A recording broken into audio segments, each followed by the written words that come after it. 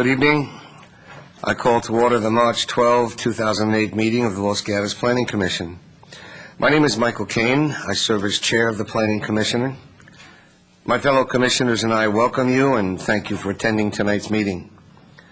The Planning Commission is composed of citizens appointed by the Town Council to review planning and development issues and to make decisions and recommendations to the Town Council regarding land use for both commercial and residential matters.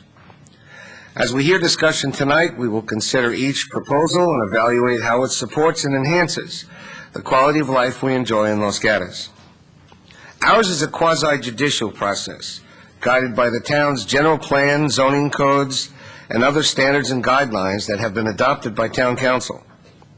Again, thank you for attending tonight's meeting. We appreciate public testimony and look forward to yours as we evaluate each application. As a general reminder, please silence your cell phones. Mr. Suter, will you call the roll? Commissioner Rice. Here. Commissioner Sayoc. Here. Commissioner Talasvor. Here. Commissioner Bourgeois. Here. Vice Chair O'Donnell. Here. Chair Kane. Here. And I'll note that Commissioner Michichi is absent. Correct. Commissioner Talasvor, would you lead us in the Pledge of Allegiance? I'd be happy to. Please stand. I pledge allegiance To the flag of of the United States of America and to the republic for which it stands, one nation, under God, indivisible, with liberty and justice for all.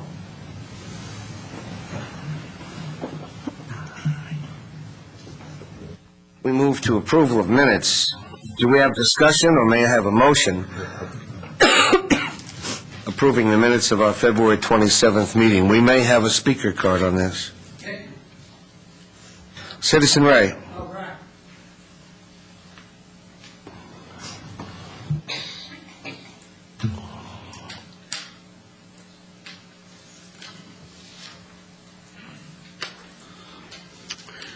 Mr. Chairman, I am so tickled that you got the process right from the get-go, okay?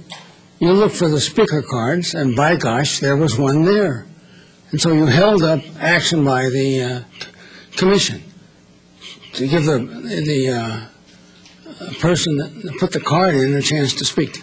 Beautiful way to start your year's term, okay? Beautiful. I want to take this time to personally congratulate Ms. Hombo, the woman who has taken over the duties of doing the minutes. I read this evening's minutes of the last meeting. Couldn't find anything to complain about. They have so much integrity.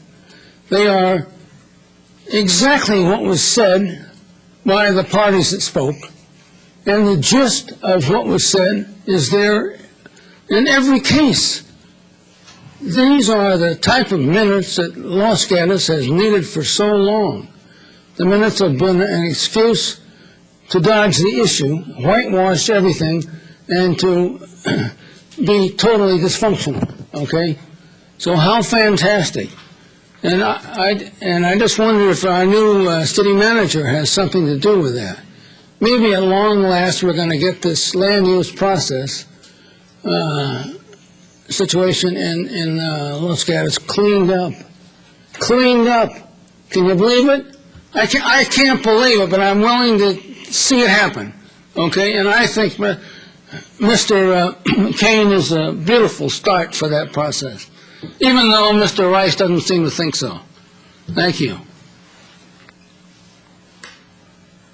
Do we have discussion, or may I have a motion approving the minutes of our February 27th meeting? Commissioner Talasvor. I move to approve the February 27th, 2008 minutes. We have a second. Okay. Commissioner Sayoc. All those in favor? Aye. Aye. Opposed? We move to written communications, and Mr. Suter, we don't have any written communications tonight, do we? We go on to requested continuances. Tonight we have one, which is item 1 on our agenda, 15997 Blossom Hill Road. It's an architecture and site application, SO7172, requesting approval to demolish a single-family residence and to construct a new residence on a property pre-zoned R18. It is APN 523-25031. Do we have discussion, or do we have a motion on this request for continuance? Staff is recommending we continue it to April 9. I move to continue to April 9th. Second? Discussion, all those in favor? Aye. Opposed? Passes unanimously.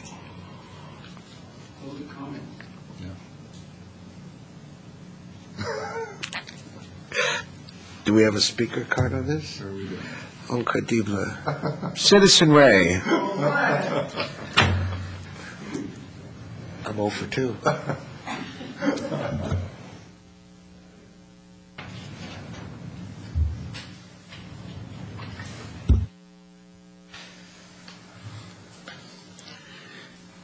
Yes, Mr. Chairman. We're going to cut you some slack. You know, first meeting, why am I going to complain? I never will. Okay, about your presence. I would like to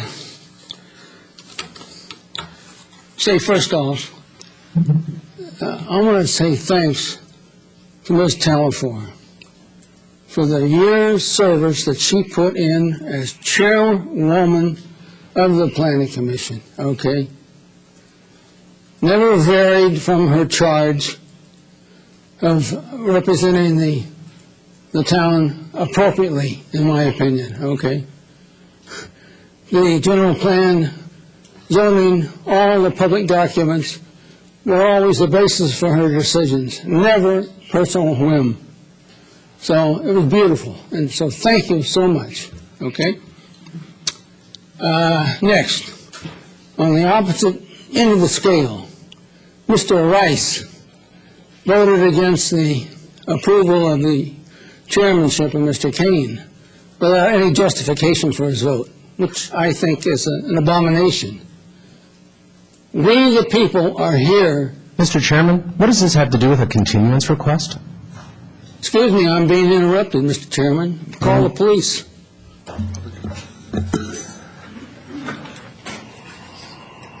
Let me consider your question, Commissioner Rice.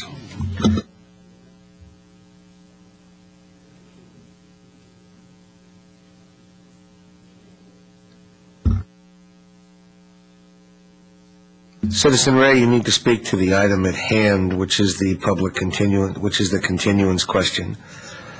Well, I thought this was public comment. Public comment on Mr. Chair, if I may, I think Mr. Davis believes we're in verbal communications, which we're not yet. I don't want to stop him from speaking whatever he wishes to speak. I just wanted to point out that I think he's speaking at the wrong time for that which he wishes to speak. I understand. Mr. Chairman, public comment comes before what you're on. Continue to cut me slack at my first meeting.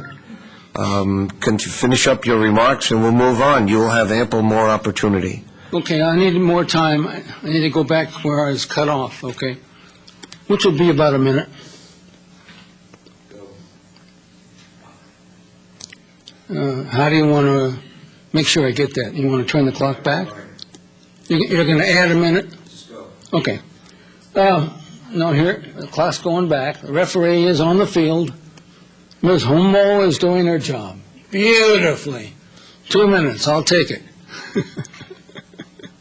Where was I before I was so rudely interrupted by Rice, okay? I think I was dealing with Mr. Rice. Let me get serious again.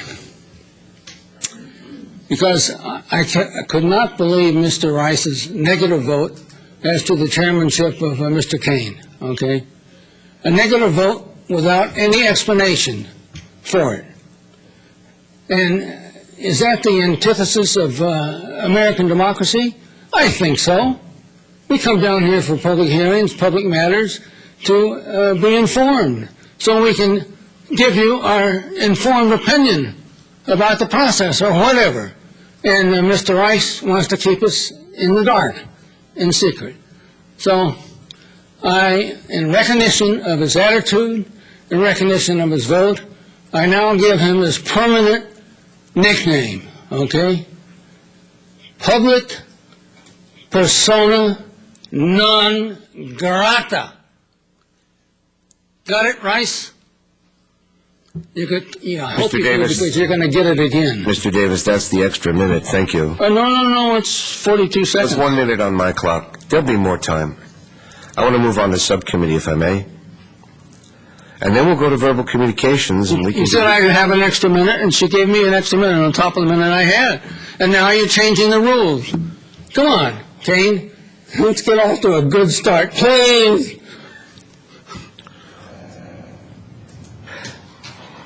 You can have another minute now and bypass verbal communications, or you can wait until verbal communications. We haven't gotten there yet. Oh, so you're going to have a verbal communication? Yes. Okay, well, what would you prefer? Thank you very much, Mr. Davis. Okay. We're going to move on to subcommittee reports. In addition to our Planning Commission responsibilities, each of us serves on 1 or 2 subcommittees. And tonight we'll hear from the Conceptual Development Advisory Committee, which we call CDAC, and also the General Plan Committee. Commissioner Rice, can you give us a report on the CDAC meeting? I'd be happy to. The Conceptual Development Advisory Committee met this afternoon at 4:30 to look at a potential amendment to the plan development, most commonly known as Greenbrier Homes, out at the Shannon and Hicks area. One of the homeowners there is interested in building a 650-square-foot detached structure, game room, cabana, as part of his planned landscape design. 2 main questions that came up as a result of it were, number 1, do we want to deal with these, as staff thinks that we'll see more than just this one, do we want to deal with them on a individual PD change basis, or do we want to have the homeowners association come to us with maybe a master, a change to the PD itself for the entire development, allowing these types of structures? The second issue, of course, was whether or not the structure was worthy of, I don't think worthy of consideration is the right word, but would be appropriate for the design of the existing development. And Commissioners Sayoc and Talasfor were also there if they have anything to add. The feedback was given to the applicant, and I would assume we'll hear more as time goes on. Thank you. Any additions? Commissioner O'Donnell, would you report on the General Plan Committee? We considered 2 items tonight. The first were 3 lots with an address of 14881 National Avenue and 14830 Los Gatos Boulevard. And what was before us tonight were really 2 items. One was whether the merger of 3 parcels totaling 37,000 square feet should be recommended for approval, and the other was whether the general plan and the zoning designations should be changed so that all the parcels would be zoned for office. The present zoning would permit office, but there's also mixed use.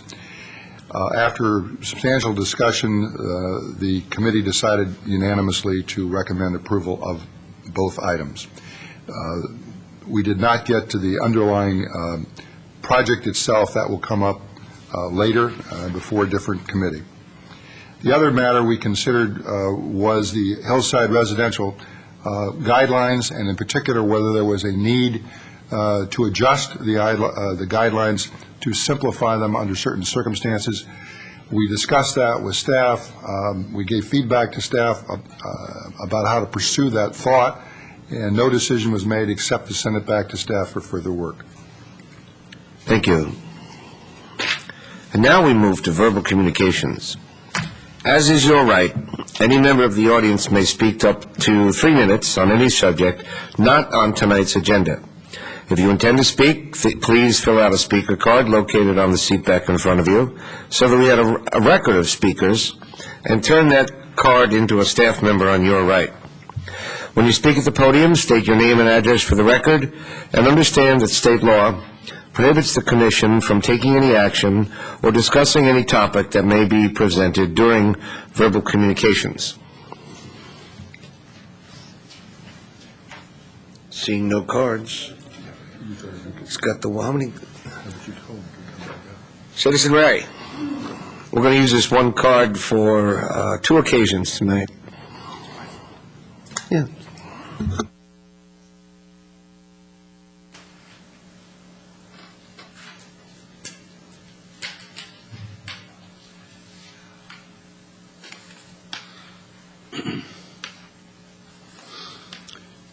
You know, I'm always on your side, Mr. Chairman.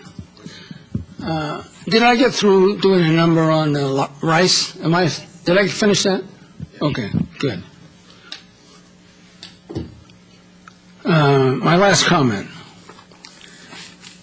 This coming Monday is a big moment for Los Gatos. The town council meeting and their discussion of what to do about the Napolitano appeal of the town's approval of the skateboard site, okay, on Miles Avenue.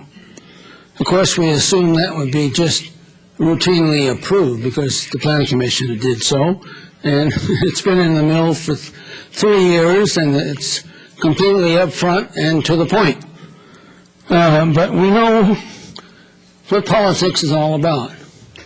And we had 3 members of the council, a majority, who said, hell no, we will not go for the kids of this community on skateboards, okay? And you know what they did. They put out all those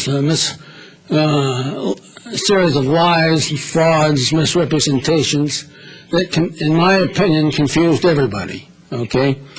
So, are they going to vote on a land use matter, the site for the skateboard park this Monday night?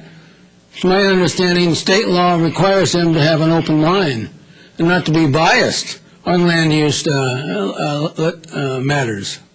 So how can they even sit on it, the majority? So I raise the question now, okay? But I also want to ask you folks as members with a conscience, how the town of Los Gatos can discriminate against a significant segment of the community, kids on skateboard park, which we estimate at about 2,000 kids here, how they can decide not to furnish recreation for this significant segment of the community. The future of America is our kids. And in Los Gatos, it looks like they don't count kids if you ride a skateboard. So I urge you to get in touch with the town council by email and let them know how you feel that the kids of Los Gatos must be taken off the main streets of Los Gatos and allowed to do their recreating in a proper, safe, and sane facility known as a skateboard park, which we have already set a land use permit aside for on Miles Avenue, and we're just trying to find a way to fund it. So we must not cut this matter short, okay? Thank you, Mr. Thank you. Davis. Next, we move to the consent calendar, and tonight we have no items on consent. Is that right? Good. So we go to continued public hearings. We have 2 continued public hearings. The first is 15997 Blossom Hill Road, which we continued to April 9. The second is 15451 Francis Oaks Way. The applicant is Tony Revellini. The owners are Owen and Diana Nolan. The appellants are Owen and Diana Nolan, and also David Weissman. This is an appeal of the DRC Development Review Committee decision to approve a grading and drainage plan for previously unauthorized grading on property zoned HR1, and it's APN 527-10-010. Mr. Suter, do we have a staff report? Mr. Parsons will be providing the staff report tonight. Mr. Parsons.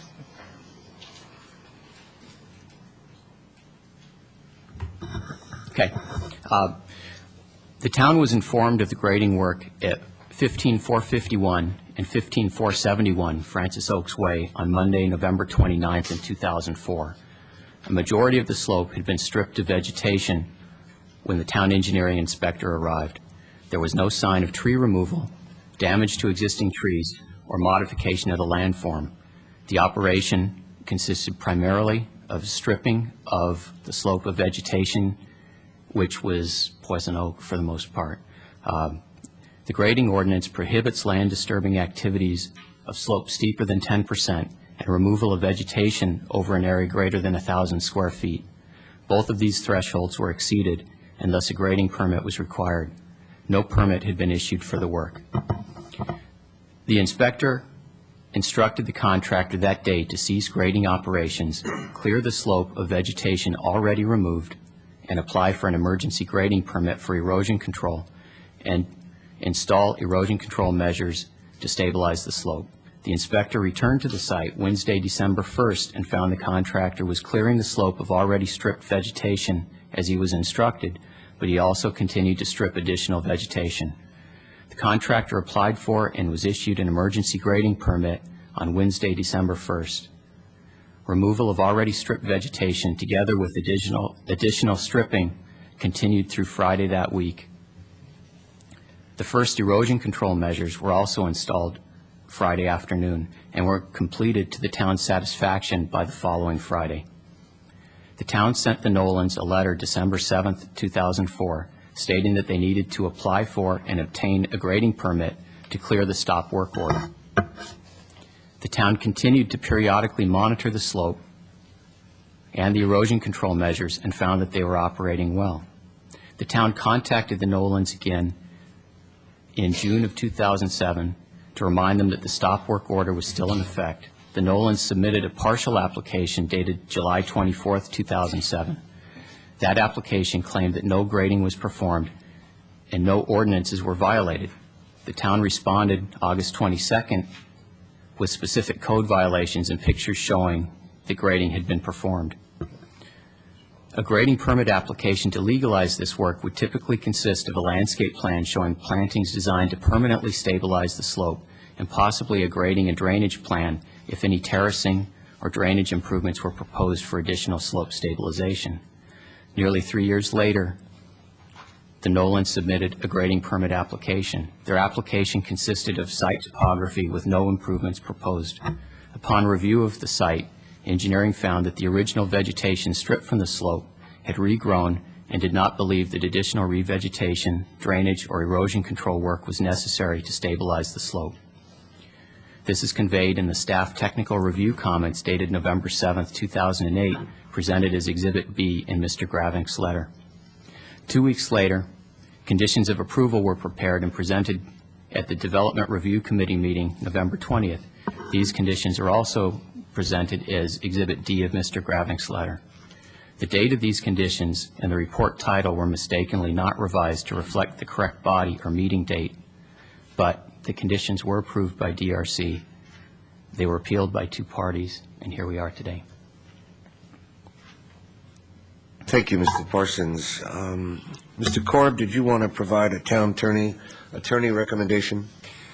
Certainly. Thank you, Mr. Chairman. And just to reiterate the point that I made to the Commission at the last meeting when this matter was heard, the staff does not, under the Town Code, have the unilateral authority to impose a penalty for a violation of the grading ordinance. As a consequence, and as I pointed out, and I think you have a letter from the Nolans attorney citing to that section of the Town Code. The Town Code does provide for the town, through me, to file a civil action and empowers the court to impose penalties under certain circumstances that are stated in the code section. The parties can agree to a penalty without going to a civil action. That has not occurred in this situation.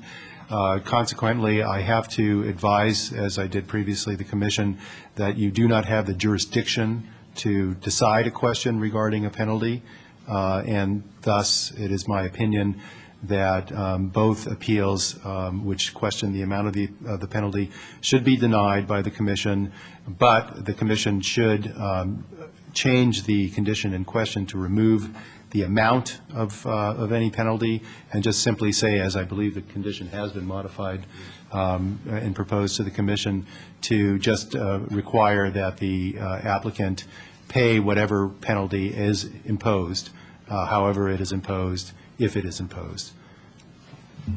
Thank you, Mr. Korb. Commissioners, any questions for staff? Hearing none, I'll open the public hearing. I'll begin with the appellants, who have up to 5 minutes each. I'll call the appellants in the order their appeals were filed. David Weissman, followed by Owen and Diana Noland. After any other public members speak, the appellants may return, if they wish, and have up to 3 minutes for rebuttal.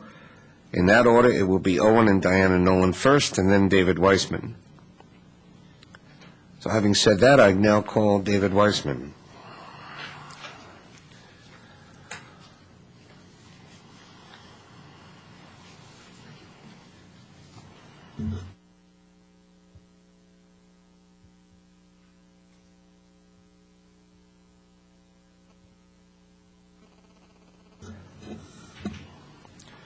Mr. Weissman is passing out a document entitled Desk Item Planning Commission Meeting, March 12, 2008. Item 2, it says he is the author and speaks to us about the resolution of grading violation, which I'm sure he's going to discuss. And he's also provided us with a picture of 15471 Francis Oaks Way. Mr. Weissman. Thank you. Staff wants us to entrust them to private negotiations with the violating applicant and probably their attorney. Negotiations which staff will report back to the commission on after an agreement is reached. According to staff report, the penalty may include a fine and/or planting of new trees on the site, and maybe it won't. Now, I am all in favor of plea bargaining and staying out of court, but in this case, only if the town has the upper hand. And since the present director of Parks and Public Works is an interim director who is an engineer by training, I am sure Mr. Rahani would welcome your input here on these biological matters and what you folks think are minimal, proper restitutions. I am willing to give staff this responsibility if they will follow mandates given to them tonight by the Planning Commission. The grading violation involved 3 infractions of our grading code. Compounding that was the willful ignoring of 2 town directives to cease and desist. The fact that these slopes have regenerated themselves is almost irrelevant. If I try to rob a bank and get away with no money, charges would still be filed against me. The tree violations. Here I would like you to meet the 2 trees under discussion. If you please would refer to the color Xerox that I passed out. The 2 trees in question are the ones on the left side of the Xerox. To say that staff's report to you on the death of these 2 majestic oak trees is biased and non-scientific would be an understatement.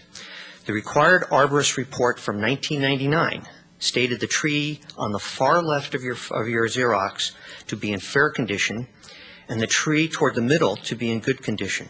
The arborist wanted both trees saved. Your color Xerox is from 2002 and was the brochure cover used for advertising the new house. Really, look at the color and foliage of these 2 trees. They sure look good to me. So where does staff get off saying on page 3 of your March report that both trees, and I quote, were in poor condition prior to development of the property and declined further during construction of the home, end quote. The staff report also says on page 3 that, and I quote, the town arborist does not believe the oak trees died solely from being overwatered as alleged by appellant Weissman, end quote. Well, I don't believe solely either, and I said so in my letter to the Planning Commission for the February 13th meeting. But since I have been misrepresented, let me read to you what I wrote for that meeting, and I quote, I have read some relevant literature, and it is clear that these 2 trees probably died from a combination of 2 factors, trauma and weakening of the trees and their root systems as a result of the building of the house adjacent to the trees, all in the presence of overwatering," end quote. But don't take my word for this. Go and read any of the number of sections in the 2 books I listed in my February 13th letter. We all know that you should not water mature native oak trees during our normal dry season. This is not rocket science. The entire extent of the town's arborist investigation into the death of these trees is his statement on the tree removal permit, which the Nolan's attorneys have kindly included as Exhibit E of their letter, is both trees dead. No examination, no cultures for root rot fungus, no excavation looking for mycelium or fungal odors, no attempt to obtain a watering history, nothing. This lack of forensic evidence is why Mr. Korb is in the position of not being able to pursue this issue further. If the town arborist doesn't do a better job than this, then there will be no teeth behind the tree protection ordinance. And by the way, the calculated values for these 2 trees could have been levied under the tree protection ordinance if documentation were adequate is $19,000 for the tree on the left, 36-inch tree, and $69,000 for the tree in the middle, the 48-inch tree. Lastly, as per your desk item that I've just given you, for the resolution of the grading violation, my suggestions are as follows. Number 1, negotiations be held in an open, advertised, public forum. Number 2, agreed penalty solutions between staff and the Nolans are tentative and must be presented to the Planning Commission or the Town Council for final approval. I would like to see the Planning Commission tonight require 2 minimum settlement conditions when staff meets to negotiate an appropriate penalty. And those are A, a fine of $30,000 for the grading violations, and B, trees to be planted as outlined on my desk item. Thank you. Thank you, Mr. Weitzman. Would you do me one favor? Approach the overhead, and for those who do not have a picture of the 2 trees you were talking about, identify the 2 trees you were talking about. Here, and this tree here. Thank you. Any questions for David Weitzman? Thank you. Commissioner? Through the chair, would it be appropriate to ask of his methodology for coming up with the 30,000? I know we can't impose it, but I would like to hear his. Well, if you're curious, go ahead. Could you just explain to me for 3A how you came up with 30,000? It was a number that seems reasonable to act as a deterrent. My interest here, and as you remember from the February 13th meeting, I handed out a map of Francis Oaks Way. We have had 10 violations for grading and illegal tree removals over the last 10 years. Whatever the town is doing, whatever staff is doing, is not acting as a deterrent. This seemed to me like a reasonable number that would hopefully grab people's attention and say, next time, do I really want to do this? Thank you. We have one other appellant, Owen and Diana Nolan, and I have a speaker card for Eric Gravink, who will speak on their behalf. You represent these parties? That's correct. Give us your name and address, please. My name is Eric Gravink, Gravink. My business address is 1960 The Alameda, Suite 200, San Jose, California, 95126. And you are an attorney representing the parties? Yes. Thank you. I would just like to address a few things. One is myself and Mr. Rossi are in concurrence with Mr. Korb's assessment. I don't want to belabor the letter I sent and reiterate what's in it. I think it was clear, concise, and to the point.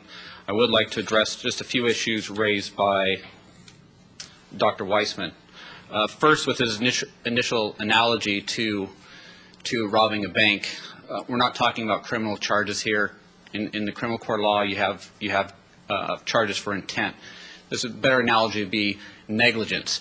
Someone could be negligent, but if there's no damages, there's no case. Moving on, however, with respect to the trees, it's important to understand one thing. This appeal has to do with the address 15451 Francis Oak Way. Those trees are on 15471 Francis Oak Way. It's a property that's no longer owned by the Nolans. According to the evidence by the staff, the trees were damaged as a result of construction that occurred prior to the Nolans owning the property, and they were cut down after they had sold it. So discussion with respect to trees, with respect to this particular application and appeal, it's improper and inappropriate. It's not to diminish the public policy behind the tree ordinance. It's just this isn't the proper place to be discussing it, nor are the Nolans the proper people to be seeking recovery for the trees that the evidence showed died as a cause not associated with them. Furthermore, there's been no violation or alleged violation by anyone in the town of any violation of the tree ordinance. So to impose penalties with respect to the trees, there's no nexus and there's no violation has occurred. Finally, with respect to the penalties, the Nolans want to work with the town and have agreed to have negotiation discussions based on the similar recommendation in the town report, and they're willing to do that. Our main and only point is addressing this as part of a condition of approval and bringing a penalty in front of the Planning Commission is not the right form. And there's no, as Mr. Korb said, there's no jurisdiction to rule on it in this form. But we certainly want to apply this. The town can levy penalties. The parties can negotiate. If they can't reach negotiate, the town is free to start a lawsuit. We certainly don't want it to get to that point. We want to negotiate in good faith and see if we can come up with a resolution that satisfies the town and the Nolans. With respect to Dr. Weissman's conditions that he's requesting with respect to the negotiations and things of that nature, I'm not aware of any authority in the town ordinances that provide for that. And with respect to the fines, that's something that needs to get resolved. And the code provides for a maximum of $500 a day per violation. It's a maximum. It's a guideline for the court to follow when a lawsuit's filed. So with that extent, I think I can, unless there's any questions, I don't really have much further. Thank you. Do we have any questions for Mr. Dravink? Thank you, sir. If there are members of the public who wish to speak on this matter, please turn in the speaker card. You will each have up to 3 minutes to speak, and I have one card from Citizen Ray.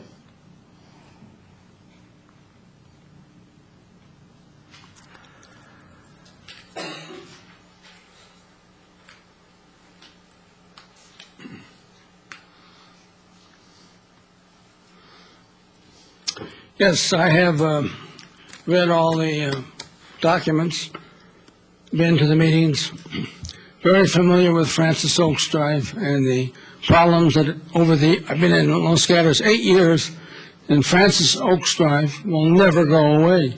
Never go away. In 8 years, you can just count on it being before you for some matter or other, some egregious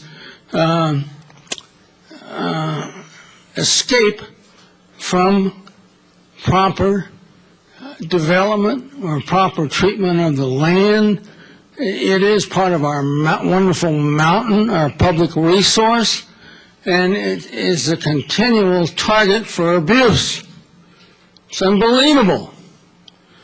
So I salute Dr. Wiseman for his very thoughtful stewardship of the mountain, okay? In fact, he should be on the Planning Commission. I wonder if he gets tired, I would recommend his name, okay? Because he's that kind of guy. As to the particulars, the first thing that jumped out at me, I have a copy here of the Public Works comments to the Staff Technical Review Committee, November 7th, okay?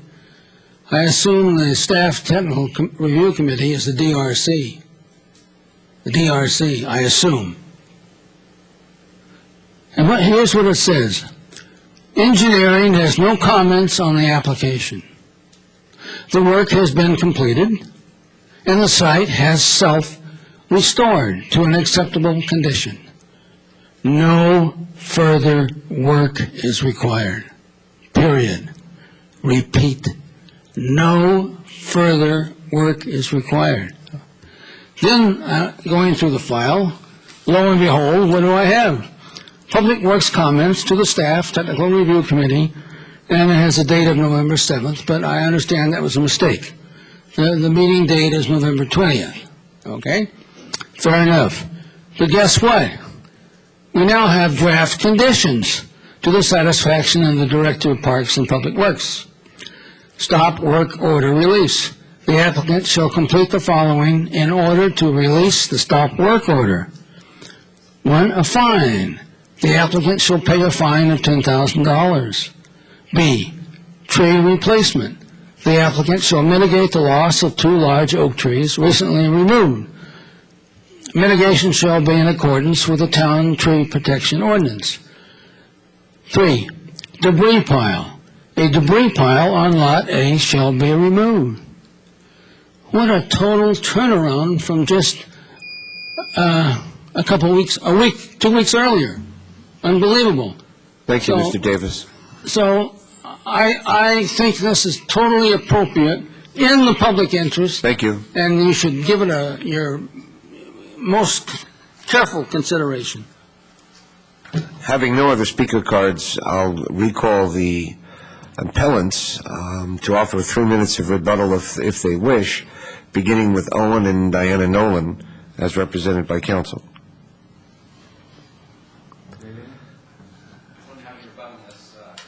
Or you would do it now, or ever hold your peace. All right. David Weissman.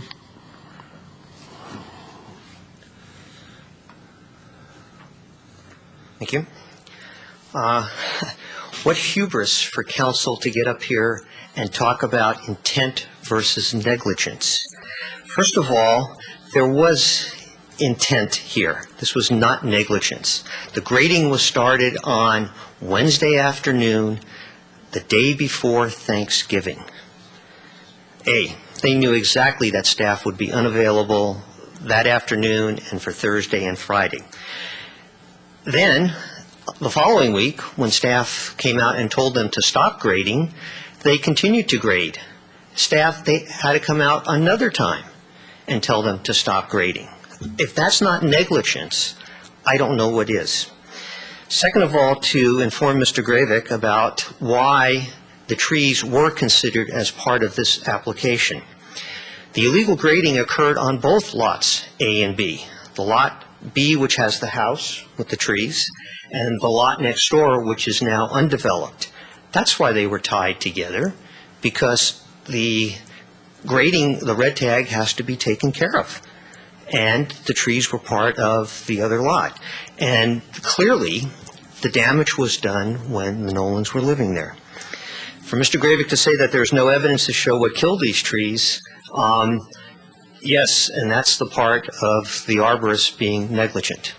And because the arborist did not do his job, did not investigate what happened, it's like I walk into a room, I see a patient in bed, I look at the patient, I go, the patient is dead. I walk out of the room. I would not be fulfilling my obligation as a physician. The patient needs to be examined, look for marks. There are times when you may want to get some blood work to look for pathologies. Was the patient poisoned? An autopsy might be necessary. And the same thing happens with these trees. If you look at these books that I've read, they talk about how you just don't look at a tree and say, they're both dead. You need to you need to do an investigation and find out what could have killed these trees. In 1902, we've got a picture of them. They're beautiful. A couple years later, in the face of proven overwatering, and a watering that occurred every day, regardless of the time of the year, they died. Well, okay. And I'm not proposing fines. I agree with the attorney's assessment of the way the town goes. You do not have that ability to propose fines. But I do think staff would benefit from guidelines and thoughts from you folks as to what would be good deterrence and reasonable penalties for these violations. Thank you. Having no other cards, I close the public hearing and turn to my commissioners for discussion or a motion, but let me ask you first, by a show of hands, how many were able to attend and visit the subject site? And any disclosures or evidence you need to put into the record? During my site visit, I spoke with no one was present, but I did see both sites, the Lot A and Lot B. Thank you, Commissioner. Let's see if we can do it this way. May I begin with Commissioner Rice and then move down to his right? First, I guess a question for staff, if I can. When I look at, I guess it's Exhibit D, the draft conditions, which includes replacing the 2 trees, but it's under Item 1, 15451 Francis Oaks, as opposed to what we're looking at on the screen at a 15471. Was this looked at in total and from the get-go, or how did this arrive at where we are at this moment?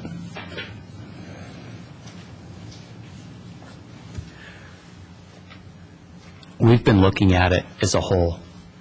You know, at one time when the violation occurred, it was one owner, both lots. And so one owner still owns a lot, and mitigations can occur on his lot. And so we still looked at it as a whole. Okay, that answers that question. I guess if you want to go into comments, I think that Dr. Weissman has some wonderful points with regards to future reviews. I'm just not sure they apply to this particular application and appeal, and I haven't seen anything presented this evening or in documents that we've received previously that leads me to any conclusion other than the staff's recommendation, which would be to deny both appeals. So I'll leave it at that.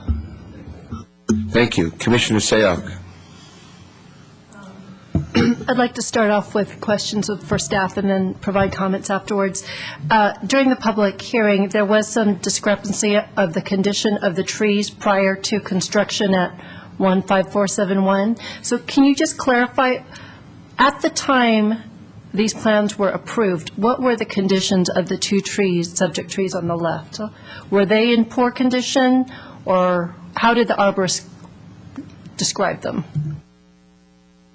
The town's arborist had indicated they were in marginal shape at the time. Mr. Wiseman refers to a report that says they're in good shape. I looked at the same report, and while I didn't study it as deeply as Mr. Wiseman did, I was having trouble telling which trees were which. You know, the documentation of the report wasn't clear enough for me to draw a strong conclusion. But the town's arborist felt that they were in marginal condition before construction started. Okay. And looking at the file, it looks like all of the arborist reports were included as conditions of approval. In terms of follow-up, do you know if all of those were, like, once the project is approved, whose responsibility is it to ensure that those recommendations are in fact met? The responsibilities span multiple departments: planning, engineering, and building. I could go on and on if you'd like. It's, you know, engineering looks for the tree protection fencing. Planning looks for other elements of it after it's done, the irrigation and the landscaping, that it meets the landscape plan.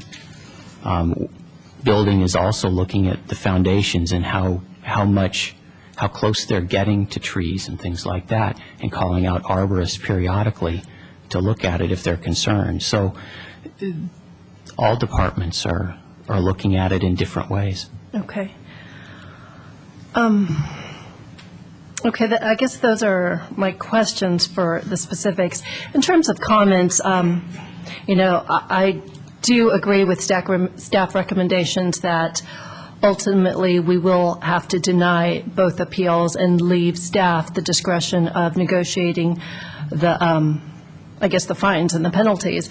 But looking at what Dr. Weissman has provided here in front of us as our desk item, because it began and started with the Planning Commission, I actually personally would like to see these penalties or solutions between the staff and the Nolans brought to us. We can have discussion whether it be final approval or whether it's just something as a report. But because the public is involved, I would like to close the loop and show those that are interested in this case that the staff is being diligent, the town is being diligent, and that we come to resolution in a way that is inclusive. And so of all the recommendations before us, I do agree with number 2 that should come to the Planning Commission. We can have a discussion at another time about the policies of the tree protection ordinance and grading ordinance, and I think that should be something that we should put on a future calendar, but shouldn't be tied to this specific case, since we can be quite philosophical, and I don't think it would be quite fair to hold either appellant to whatever we decide in the future. So those are my comments for now. Thank you. Mr. Korb, do you want to respond to any of that?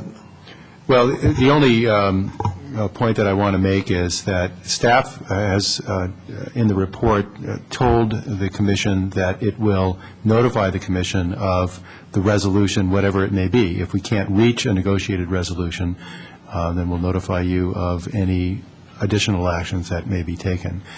But I can't agree that staff brings the resolution, whatever it may be, to the commission for final approval, because that is essentially the same issue that I'm raising already in the advice that I've given to the commission, and that is where your jurisdiction lies. It doesn't lie in the area of approving penalties. That has to be left to staff's discretion. We answer ultimately to the council and the manager, depending on which member of staff we're talking about, and they will ultimately determine whether they're satisfied with the job we've done. But we will report to the commission one way or another, and if the commission has concerns about it, I'm sure we'll hear about it. Thank you. Commissioner Telesfori. Yes, I do have a question of staff, and in the page 3 of the staff report, under under resolution of grading violation, it says that the penalty may include a monetary fine and/or planting of new trees on site. I just wanted to know, how normal is a penalty to include both a fine and also planting of trees? Has it ever, is it one or the other, or can it be both? And could we weigh in on if we think it should be both in this case? 2 questions. Okay.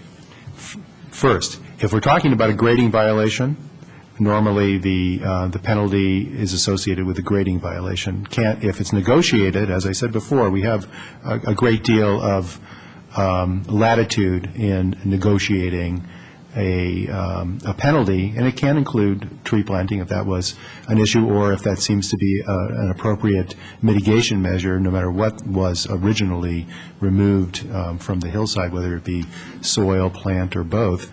But again, if that's something that we can agree to, then it can include more than just replanting the vegetation that was removed. If we're talking about a tree violation, of course, replacement trees are normal in designing mitigation measures as part of a penalty for an illegal tree removal. Regarding, I think your question was what you have discretion to hear and decide. I think that goes back to the Or just comment on, perhaps? Well, you have all the discretion in the world to comment. This is your opportunity to speak to the issue. All I could say is you don't have the jurisdiction to decide. To decide.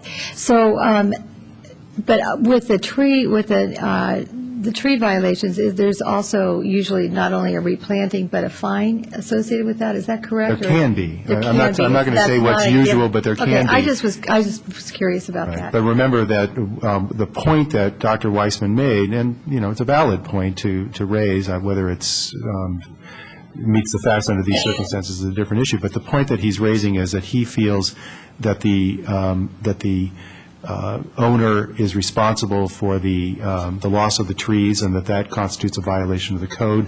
The facts don't bear that out, but it's his feeling that more staff work could have been done to improve the state of the facts so that a violation that he believes did occur could be proven.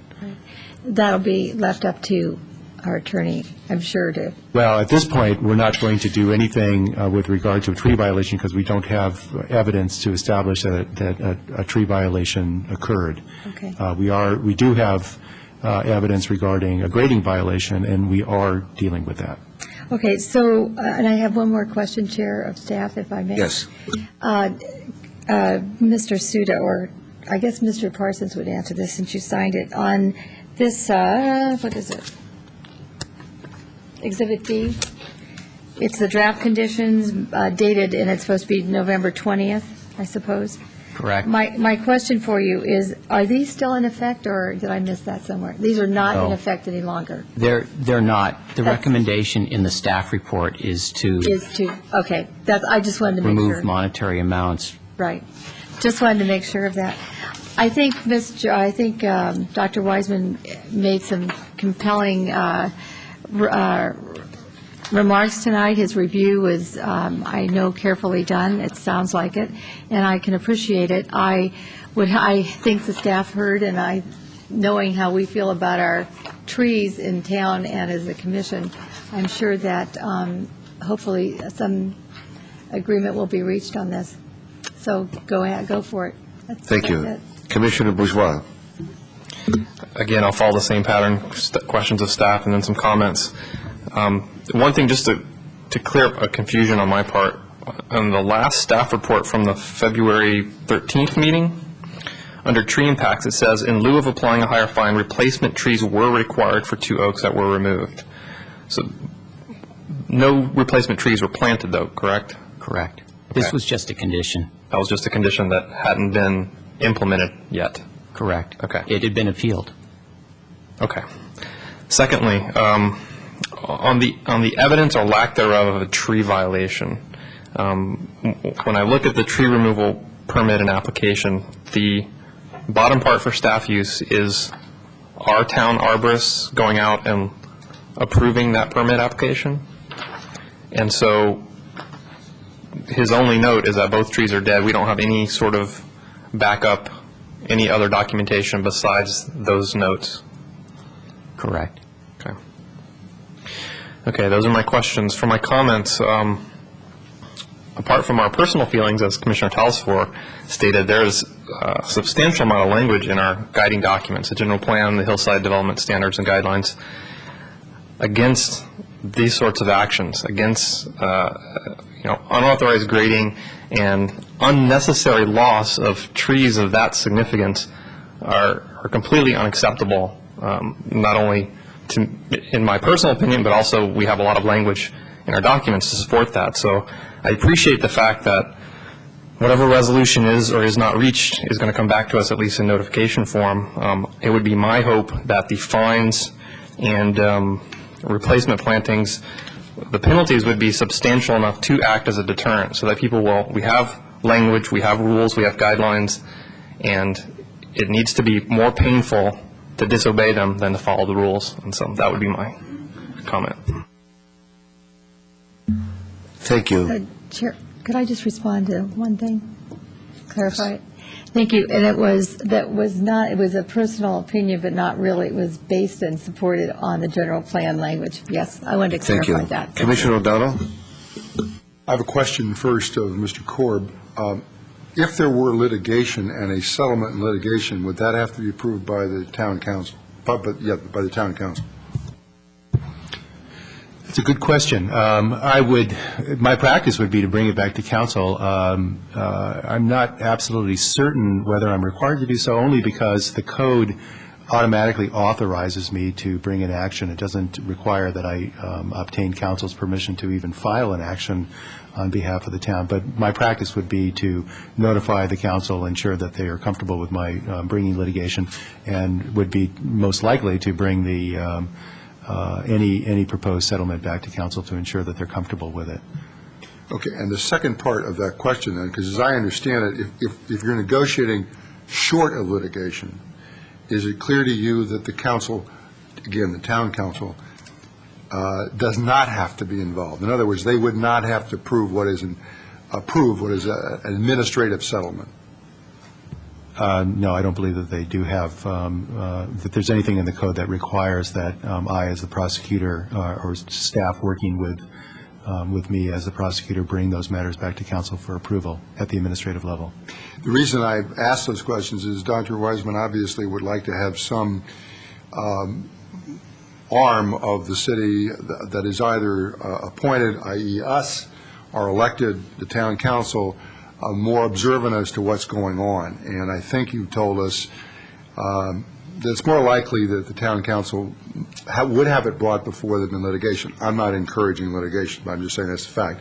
Whereas on the administrative level, in the normal course, you wouldn't run it by the town council. Is that correct? That's correct. And if we were realizing no jurisdiction at all, and the weight of it is simply our thought, if we were to try to encourage some kind of elective knowledge, i.e. the town council's knowledge of how this case ultimately is disposed of, because what we've heard tonight sounds rather egregious to me. The town said, stop, stop, stop, and I don't find that negligent. I find that deliberate. And there's a difference between negligence and deliberate. In fact, well, I won't get into that. But in any event, that's, to me, is much more serious. So I'm very sympathetic with the good doctor, but the fact of the matter is I also believe your advice. We have no jurisdiction here in those matters. So it is merely my suggestion that the council concern itself, if they believe that this is representative, of trying to help us enforce these rules and laws perhaps more effectively. And I don't want to generalize. I'm not saying this is typical, this is normal. I don't know. But I am saying this particular example, and I've heard nothing to contradict the testimony that people came out and said, stop, stop, stop, and that, I can only believe, was deliberately ignored. And I just say, personally, that is something I would like to think that whoever is in authority for that would look into seriously. I have no questions about staff. I know you're good people. You work hard, and there's only so much you can do. This is a cumbersome thing to have to do, negotiate, and possibly bring a civil action. That's very cumbersome. So I'm just trying to draw some attention to this so that perhaps we could make this work better, and we could observe how this one is ultimately settled to find out whether when somebody does what is alleged to have been done here, what happens to them. And I'd like to find out what does happen to them. So, again, we would appreciate, as you said, that you will tell us what happens. And obviously, if you file a civil action, we'll know of that, too. Sure. But other than that, I cannot disagree with the staff's recommendation or with council's opinion, this council's opinion. Well, thank you, Mr. Chairman. Just one additional point to make. Not only will we report back, let me just point out, there are always two sides to every story. I'm not sure whether we've really heard the other side. There may not be another side of any substance, but if there is, and that in any way affects negotiations and an ultimate resolution, we'll do our best to notify the commission of that, and we'll notify council as well. Thank you. I don't disagree with anything that's been said. We seem to have our blood up over the alleged harm done. But we seem to be stuck with bottom line jurisdictional question. We can't get into a punitive phase. Maybe we can devise a motion that tries to get a message to council, or we follow it up with agendizing certain cases like this to have some sort of participatory remedy, if that's legally possible. I don't know. But for the moment, what we need is a motion to deal with the appeals. Anyone care to do that?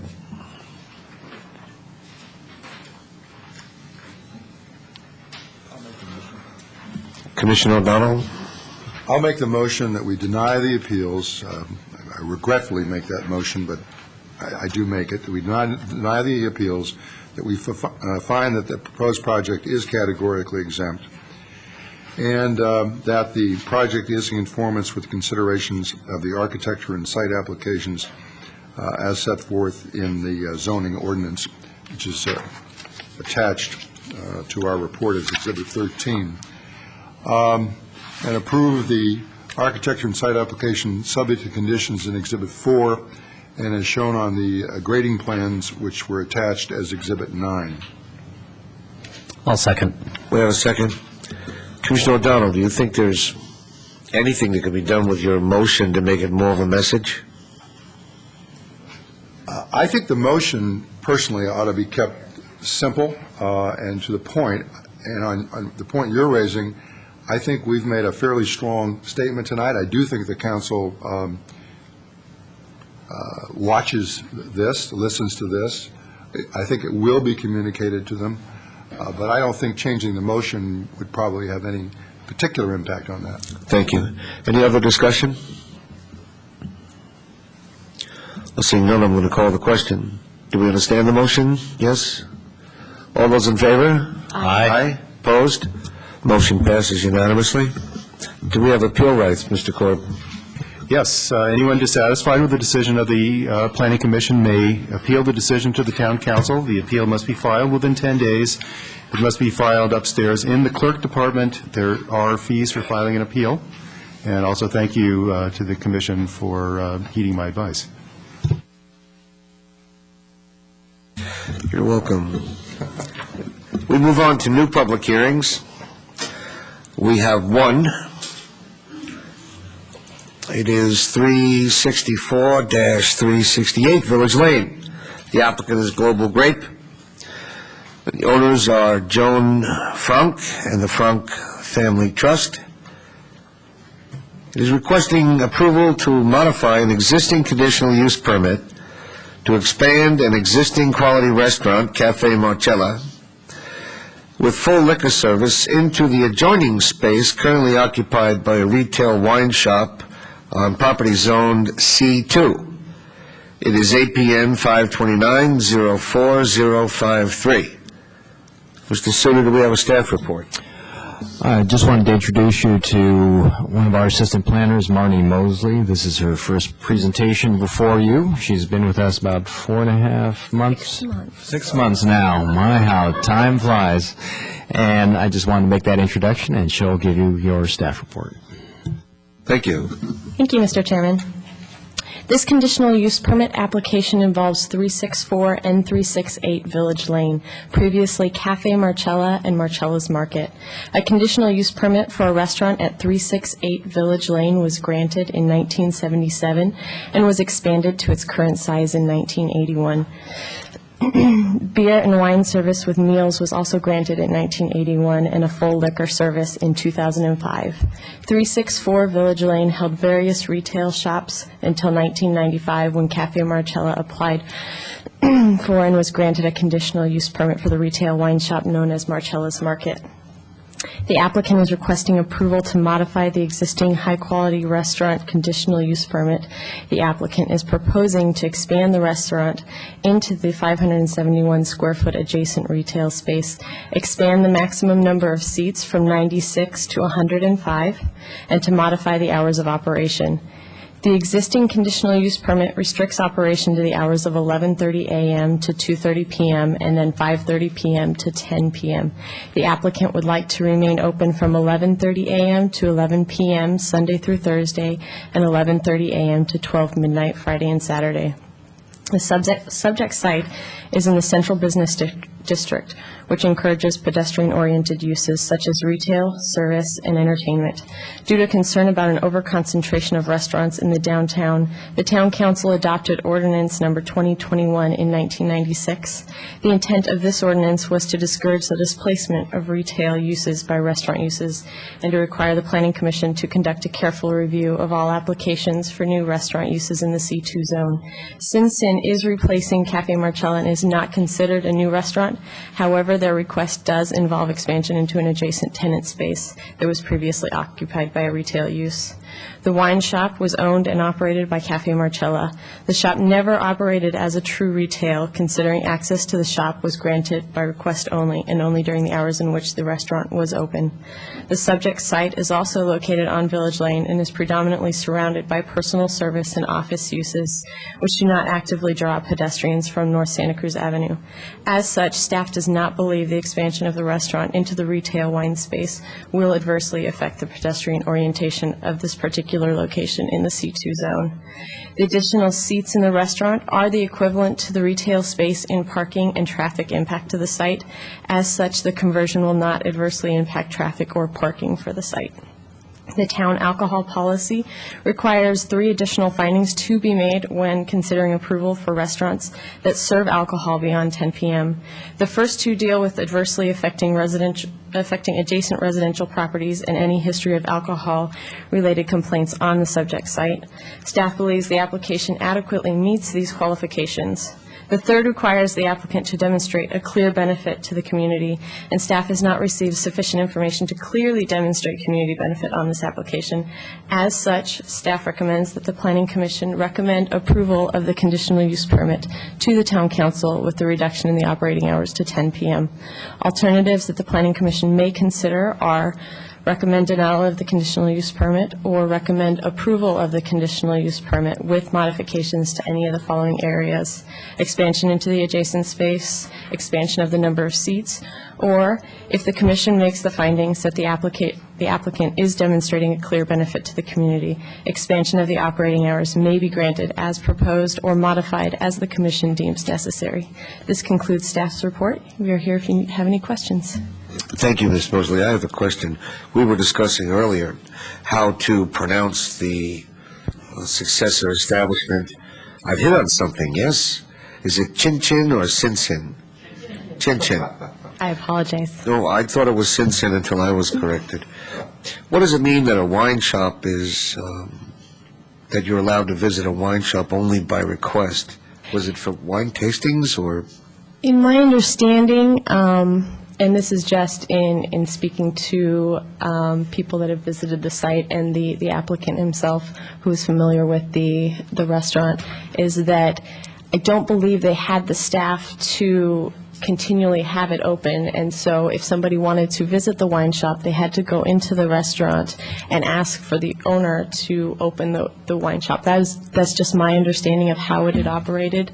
The applicant may be able to address that issue more clearly. Thank you. Commissioner O'Donnell? I just wanted to say from personal experience, certainly that's true, and I think my experience again was that oftentimes I shouldn't say oftentimes, sometimes people at the restaurant would have a wine that they really liked that was carried in the market, and they might say, I would like to get some bottles of that or a case of that or whatever, and those two things, from my personal knowledge, work together. But if you went down there at 2 o'clock in the afternoon, the market would not be open. You could perhaps walk in the restaurant and say, I would like to get a case of whatever, but you wouldn't know unless possibly you had either gone to the restaurant or somehow had gone into that market before. It was, near as I can tell, it was selling wine that people liked when they were in the restaurant having dinner. Thank you. Other questions of staff? Commissioner Rice. Mr. Tsuda, the current CUP of an 11:30 to 2 and then 5:30 to 10, how many restaurants do we have downtown that have similar CUPs? Or do we have any?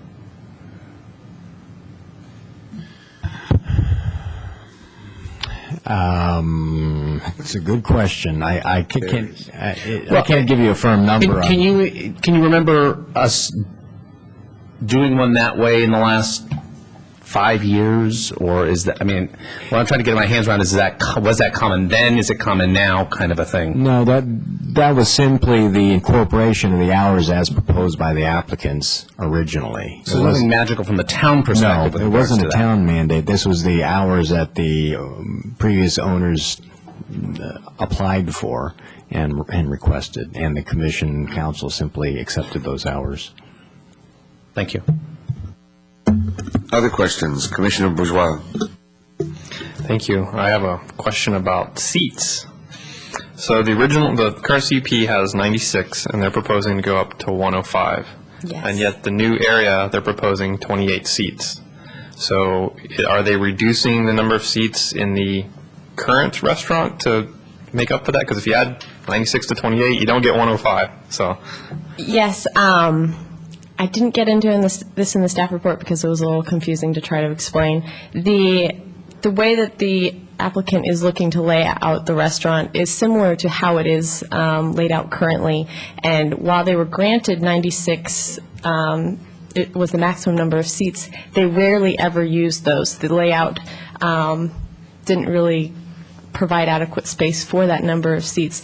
So in reality, they're not using the maximum number of seats in the main space that was granted. So it's just kind of laid out.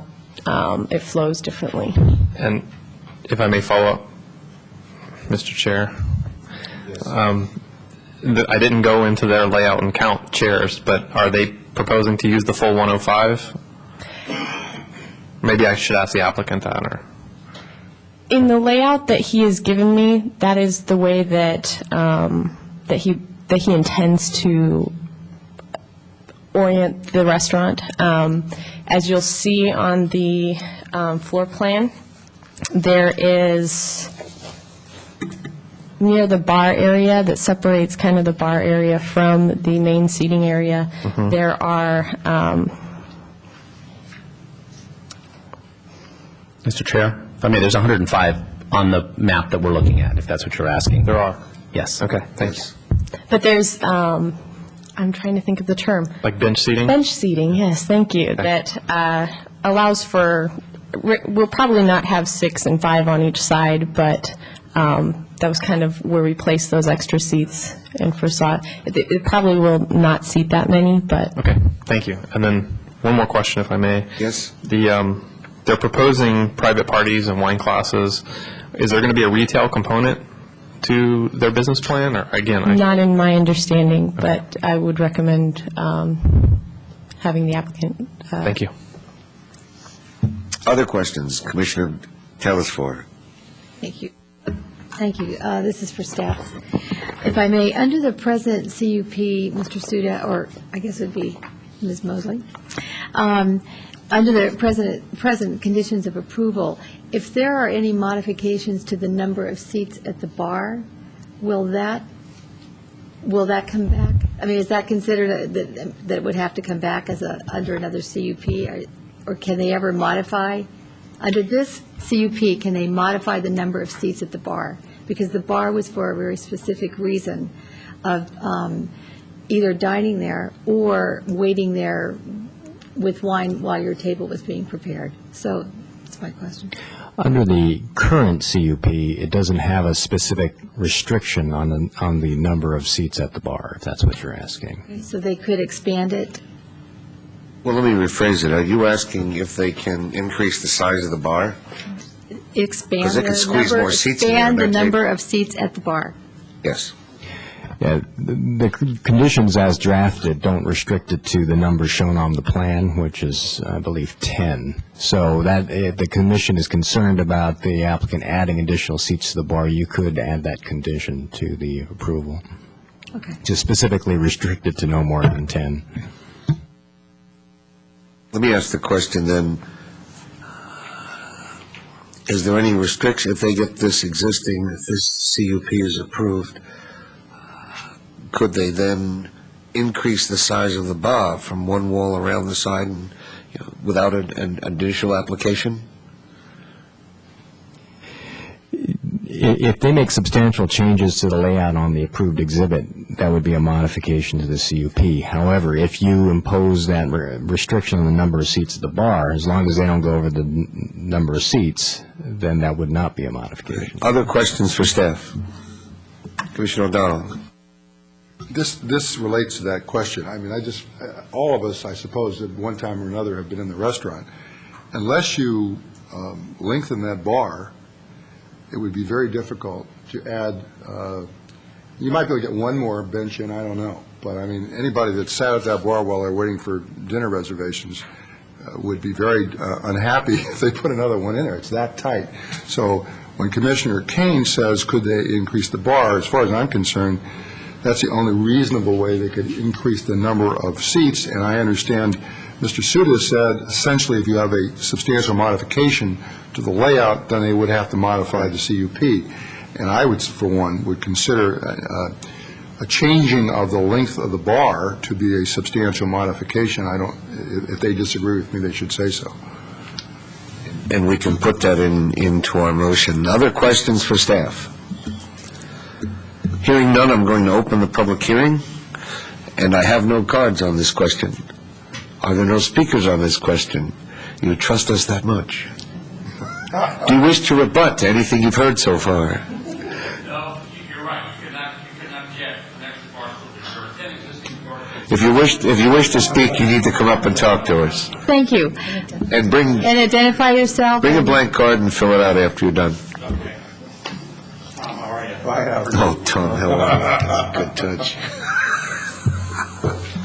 Thank you. Sir, your name and address. Don Durante. I live at 20615 Wardale Road in Saratoga. And you are the applicant? Yes, both my partner and I, Ms. Lisa Rohr, and myself are limited partners, and I'm a general partner of the limited partnership in Global Grape and DBA Chin Chin. Thank you. You have 5 minutes. Thank you. There are 10 bar stool seats at the counter at Cafe Marcella existing right now, and we don't have any intention to put any more. We have ordered 10 new bar stools, and we have no intention of increasing the bar, making it longer. That is not our intent. Our intent is to take the wine shop retail, which basically at this point in time is a non-existent retail store. It's more of a storage area for the wines, or if like Mr. Tom O'Donnell said, if you wanted to have a bottle of wine after you had it in the restaurant, you wanted to buy some, then they had the ability to sell you a bottle, case, or whatever. But our intention is not to be in the retail wine business, off-premise sale. There's too much competition out there in the market today with discount stores and so forth. We intend to be in the restaurant business, and we need the additional seats within the new confines of the retail store, to make our concept work. So this is why we're, asking for the additional seats. We're asking for eventually the 47 type license to be moved into the 364 address, and allowing us also to extend the hours of operation to 11 o'clock on weeknights or Sunday through Thursday, and to midnight on Friday and Saturday. We feel, I personally feel, and a lot of other people who I've talked to feel, that there is not, if you're going to the movie theater downtown, or if you're coming back from a party in the area, if you maybe want to stop and get a glass of wine or a cheese plate or something like that, there's not really much open, and it may not be to our benefit to be open that long, but at least we want to make the attempt to go ahead and be able to provide some food and beverage service till 11 o'clock Sunday through Thursday night. We know that the market for midnight on Friday and Saturday is pretty much the same for everybody else in town, and everybody's busy on the weekends. But we'd like to extend the Sunday through Thursday dining to 11 p.m. at night. So those are the three things we're looking for: the adjacent space to take over for a restaurant, to increase the hours, and to move the Type 47 liquor license and the additional 571 square feet of off-premise retail. Thank you. Questions for Mr. Durante? Commissioner O'Donnell. Good evening, Mr. Durante. Just want to ask you, the other restaurants in town, I don't know that perhaps you did in deciding to get into town in Los Gatos. Are there a number of restaurants during the week that are open serving food until 11 p.m.? I don't know per se if there's a lot of restaurants open till 11. I know that there are quite a few restaurants that aren't open till 11. But I think what our intention is to offer that opportunity for late night dining, if that's what you want to call it, to be available to people who are looking for something later at night. They may want to come in at 10 o'clock, and they may want to hang out till 11 o'clock. Obviously, we would give last call for liquor or wine, spirits at 11 o'clock. Obviously, more than likely, you give last call 15, 20 minutes ahead of time before your formal closing time. I've been in this business a long time and have had several restaurants, and they've been restaurants that always have abided by whatever the town and cities have dictated to me. And so we're not looking for anything out of the norm, but we're looking to avail ourselves to be able to provide an additional service at this time to create a dining experience for people who want to come in. Yeah, I wasn't suggesting anything. I'm just trying to get some background, because the other thing I was curious about is if we assume that some restaurants are open till 11, some are not, whatever, how about the 12? Do you know whether there are any other restaurants in town that are serving food at 12? If you don't, that's fine. I'm just curious. I don't know if they're serving food until 12, but I know that there are restaurants that are open till 12 on Friday and Saturday, Steamers, California Cafe, the higher volume restaurants, Los Gatos Brewing Company. At the moment, you would be, to that extent, at a disadvantage if you had to close earlier than those other restaurants, for example, on a weekend night. Well, I thought the 12 o'clock closing is for Friday and Saturday. The 11 o'clock closing is for Sunday through Thursday. Right, but you've now told us that some restaurants, for sure, are open on weekends until midnight, and you're not. I mean, you're not being the old use permit. The old use permit, no. We intend to, we want to be open until 12 midnight, sure, yeah. Yeah, there are restaurants open now till 12 midnight. They may not be serving food, but, there's people in there, and they may be having a beer or a cocktail or whatever. Thank you, Mr. Durante, and thank you, Commissioner. Are there other questions? Commissioner Telesford. Yes, how do you plan on using the retail space that you plan on turning into seating? Would you just run us through how you plan on using that? Is that going to be, I see you have large tables in there. There is a communal table in there. It's a two-part communal table. It'll seat up to 18. It can be divided in half and seat 8 on each one. There's also some tables for 2 along the edge, along the perimeter of the wall. It's a very flexible seating space. It certainly would generate a lot more volume than the existing retail store that generates sales now. Are you using, would you consider, or are you planning on using that as an area that you could, if you were a small company or a large party, request that room? As a private dining room? Yes. We have the ability to close it off. What would you be using to close it off with? Drapery, curtains, yeah. Right. Oh, and I have another question. Oh, I'm sorry. Can I ask one more question? My other question is, so you, on Exhibit 6, you talk about, under CUP change, you talk about the market does about 12,000 annual volume in sales of blah, blah, blah, but that space at 571 square feet can produce at least 250 in food and beverage revenue for our new concept. Does that include, are you meaning that it include being open the later hours? Is that how you figured that out? Definitely, yeah. The space would be contiguous with the existing space. Okay. It would all be open for the same amount of time. Okay. All right, thank you. I wanted to clarify that. Thank you. Any other questions? I have one, Mr. Durante. You were describing a situation earlier, sounded like a couple walking home at night and wanted to get a glass of wine, and you said a cheese plate. And all of my alarms and all of my radar went off because a cheese plate is not a meal. So you meant a T-bone steak on their way home, didn't you? Yes, we meant a T-bone steak with a little cheese on the side. You understand the alcohol policy. Yeah, I know. You can serve it when there's a meal. Yeah. If you saw our cheese plate, you would consider it a meal. It wouldn't be up to me. It wouldn't be up to me. But it wouldn't be a wine bar. No. It's a late night hangout for cocktails. No, that's not our intention. Thank you. Any other questions? Thank you very much. I'm going to close the public hearing and turn to my commissioners for discussion and/or motion. Let's begin with Commissioner O'Donnell. Go to his left. I have a question of Ms. Mosley. Am I pronouncing it correctly? Yes, you are. Okay. to the extent that you say we are, you don't believe, or staff does not believe that we've met one prong of the test, and that was the benefit, would you explain that to me? I am new to this, in understanding what the town or what staff feels is qualifies as community benefit. I think that Mr. Suda would be better fine. answer that. You're just, well, never mind.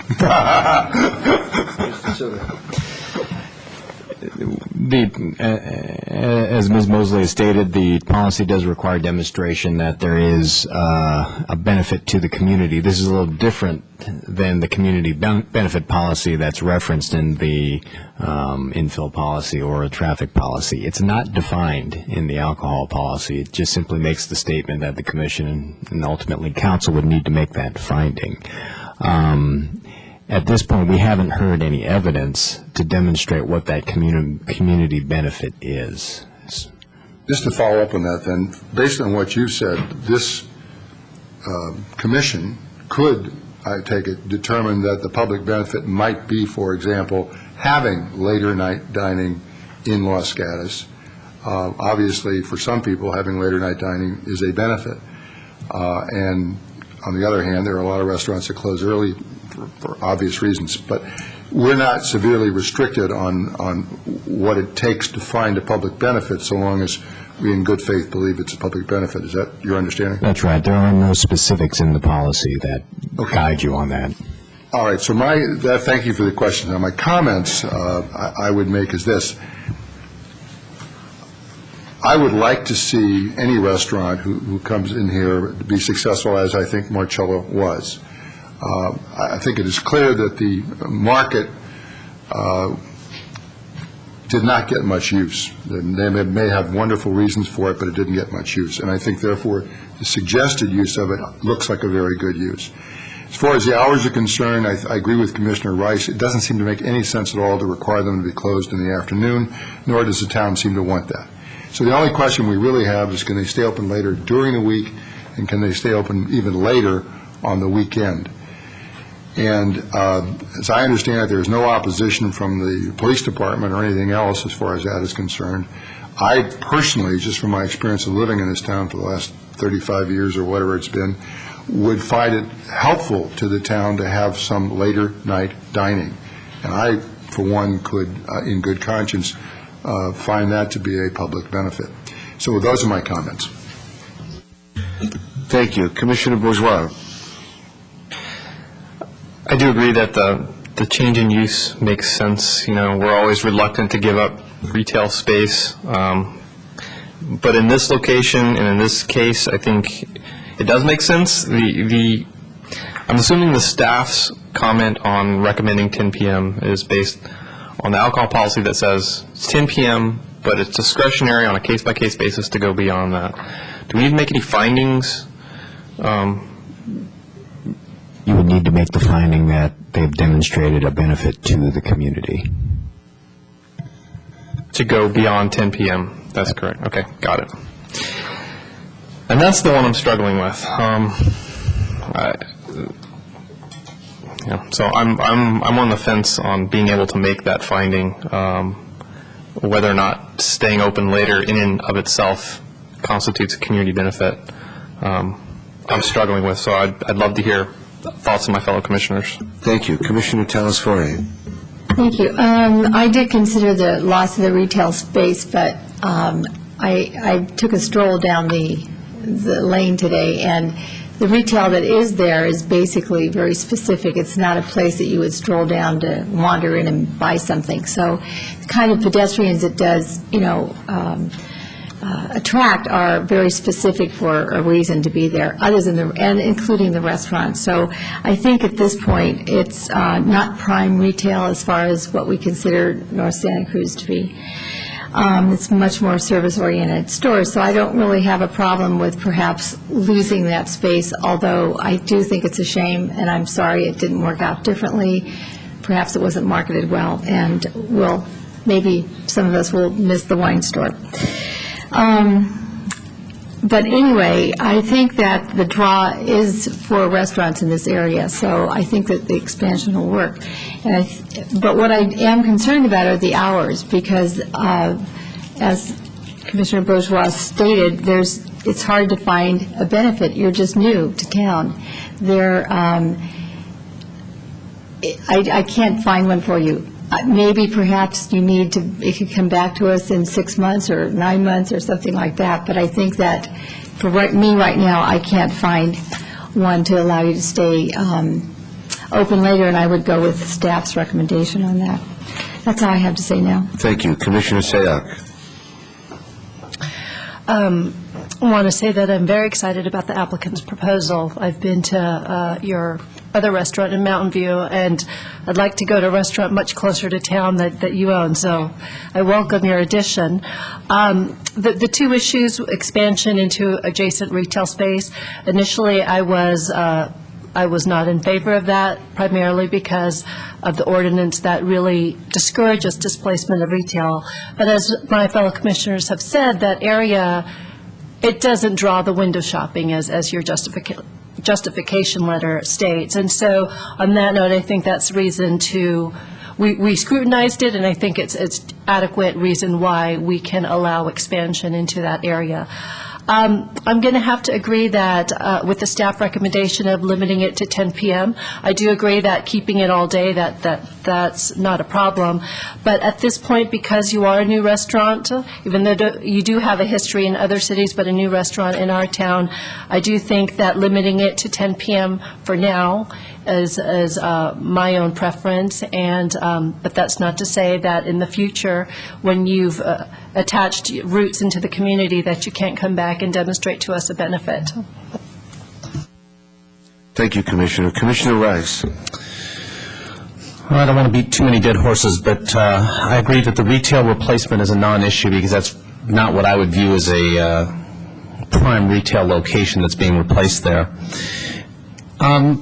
With regards to the benefit,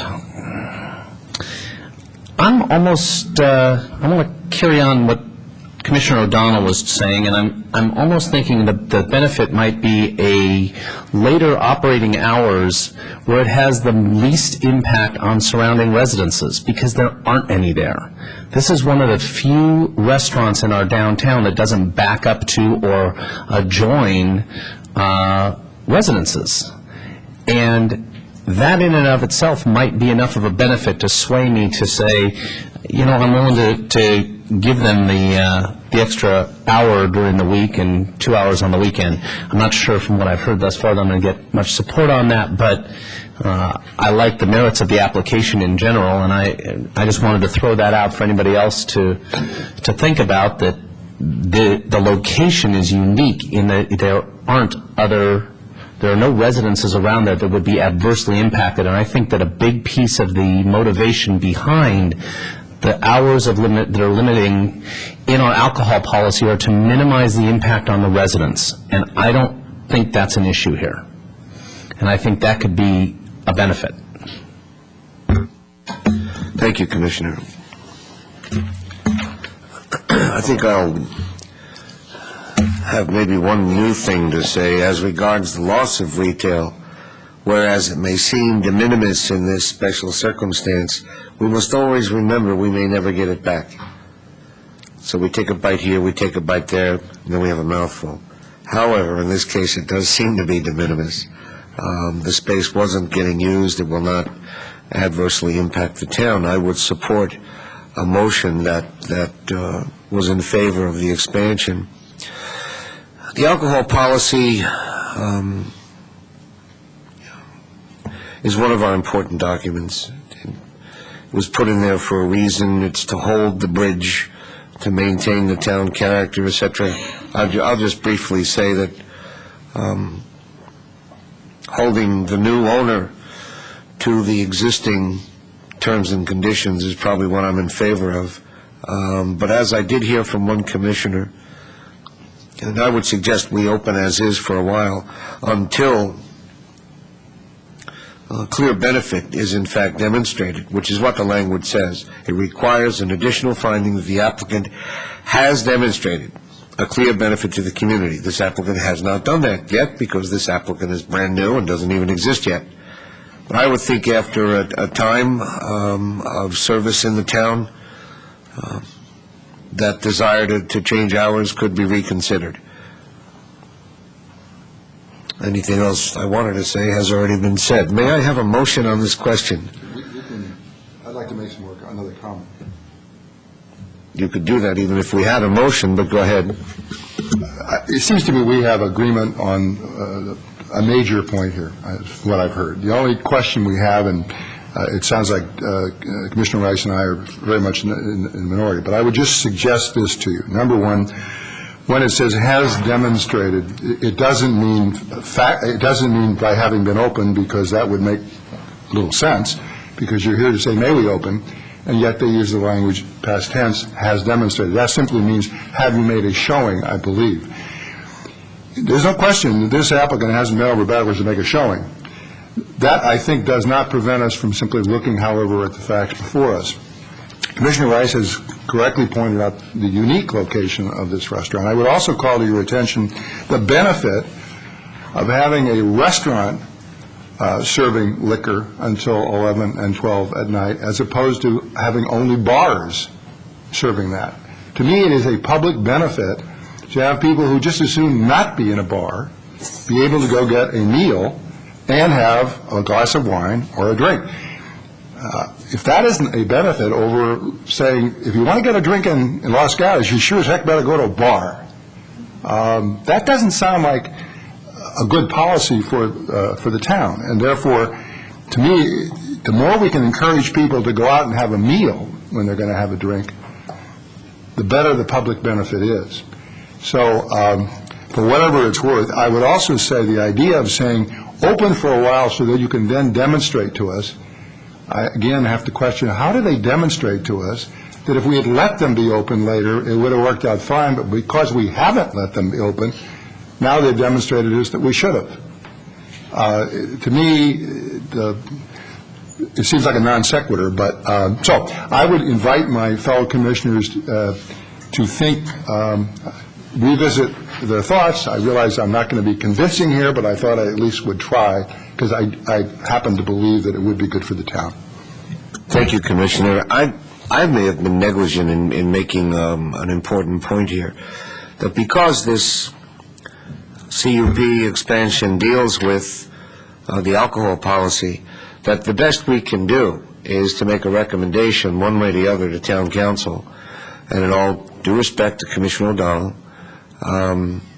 I'd like to, this chair would like to steer clear of making policy. So I look for more discussion and/or a motion. Commissioner Bourgeois. After listening to my fellow commissioners and giving it some more thought myself, kind of going through their entire proposal, the one thing that jumps out at me as potential benefit is their pledge to be a green business, taking steps that are above and beyond what are necessary to implement their business plan, using local produce, sustainable materials, to me constitutes a benefit. And upon thinking about that a little further, I think I could make that is a clear benefit. We have new initiatives in town to promote this sort of thing, and I think coming out front and taking a leadership position by proposing this from the get-go, I would strongly encourage them to seek certification as a green business. I personally could find that as a demonstrated benefit to the community. Thank you. Other commissioners? Commissioner Rice. Just a quick question of staff. Is it possible to have the CUP approved one way with a review down the road? Or what I'm trying to avoid is having to have them come back 6 months or a year from now and say, okay, here's our benefit, which I agree with Commissioner O'Donnell, I'm not sure makes any sense. I'm inclined to trust that this is going to work because of the location and the type of restaurant that's proposed and that type of thing, but I'm not averse to it being reviewed 6 months down the road to make sure that it isn't causing a problem. Right. Good. Commissioner Telesford, did you want to continue that comment? Excuse me. I would just like to comment that I like where you're going with that, Commissioner Rice. And Commissioner Bourgeois, yes, this is wonderful that they're doing green, but then we do have other businesses in town that are also green, which is the pharmacy as well. I'm just not sure how being green speaks to, supports extended hours in this case. So that's where I am with that. If it was a community benefit that was, I think that this is going to become, the green building is going to become more the expectation in town. But that's how, so I can't go along with that kind of thinking. So, and I would like to ask a question of staff, if I may, regarding the review. Point, yes. Commissioner, I want to seek some clarification from Mr. Korb on the question. The question asked by Commissioner Rice? Yes. Thank you. Thank you, that'll be it. Well, and can I tab one on to that? Do we have we had other, this will go Why right don't we with get his it. answer first, and Okay. then you tag right on top of that. The short answer is, yes, you can add a review period as a condition, but I should warn the commission that we don't leave the application open during that period of time. The review period merely educates the commission and staff regarding any subsequent problems that may have arisen. Then it's up to the commission to decide whether to reopen a use permit because of any violations. But you have done review periods, and you can do so again here. Thank you. Thank you. Commissioner Telesford. Mr. answered my question that we have done this before, so this is not a new way to do business. Thank you. We're moving toward a motion. Commissioner O'Donnell. I would move that we approve. Recommend approval. Recommend approval, thank you. Let me get to the, first I would, in the recommendation, I would make the finding that the project is categorically exempt pursuant to Section 15301 of the State Environmental Guidelines. And as far as approving the conditional use permit under the town code, I would find that it is a public benefit to the town to have the longer hours for the reasons we previously stated, and those were 3 or 4, as I recall. One was the unique location. Secondly was the idea of having people have a place to go for food and drink as opposed to only drink after 10 o'clock. And third was as an incentive for people who are on their own offering to do something environmentally very conscious and good, and that's the green work that they're going to do. So for those reasons, I would recommend that we make that, we can make that finding. And that also goes to the determination that the proposed modifications would be in compliance with the town's alcohol policy. Also, I would just make it clear that in going to 10 or 11, I'm also suggesting that specifically we allow them to be open without being shut down in those afternoon hours that we talked about. So that's the motion. Is there a second? Second. Discussion? I have discussion. Excuse me? Commissioner Bourgeois. Commissioner Bourgeois. Well, my discussion is I support, 4 out of 5 aspects of the motion. I will not support the motion because of the 5th aspect, which is disagree with staff's recommendation in this regard, that the hours be maintained at 10 p.m. as they are right now, that we give some validity to the concept of demonstrating benefit, not that we presume there's benefit, and also that we stay away from the area of making policy. So for those reasons, I won't be supporting the motion. Other discussion? Hearing none, I'm going to call the motion. All those in favor? Aye. And opposed? Nay. Nay. It's 3 to 3. The motion, as stated, fails. Do I have a revised motion? Commissioner Telesford. Oh, I don't want to make it, but I would add that if, I would support this if we could put in there that we review this, or however that has to come back to us. May I suggest that we take the motion we This just is just a had, recommendation. put the 10 o'clock on it, and Yes. give it a, 6-month review, 9-month review? However, that's not what would happen, as explained by staff, but however it would happen. Can you help This us is a out, Mr. recommendation Suda? as well. Thank This you. is only a recommendation. If you're going to do the review, then you would want to adopt the longer hours and conduct the review, say, in a year to determine if there's any issues associated with the longer hours. I would think that would be adverse to the maintenance of the language, which at least is my point, to do it that way as opposed to the other way. Well, I'm getting to Commissioner Talasvor's question regarding the option of requiring a review period. It doesn't make sense then to really have the review period if you're adopting the lesser hours that are already consistent with the alcohol policy. You would conduct a review if you are granting them the longer hours. So if we went to the 10 o'clock, drop the review period, is what you're suggesting. Is there a motion to that effect? Can I ask a question? Let me just to see if there's a motion to that effect, if there's any support to it. If there isn't, I'll drop it. All right, Commissioner O'Donnell.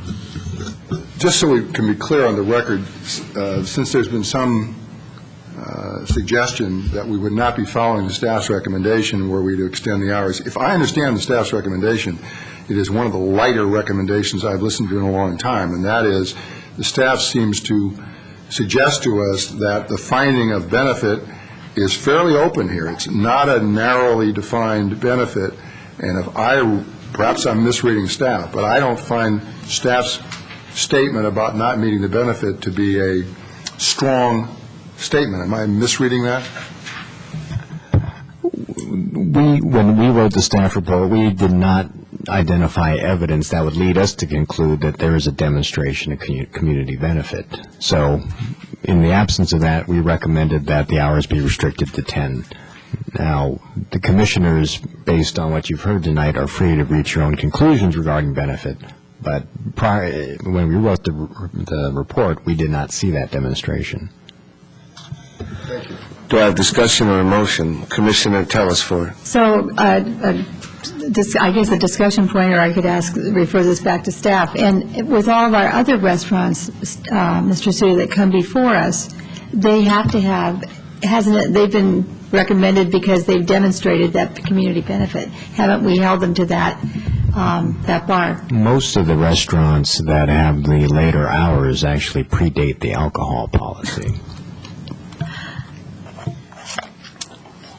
Do you understand that? Thank you. Commissioner Rice?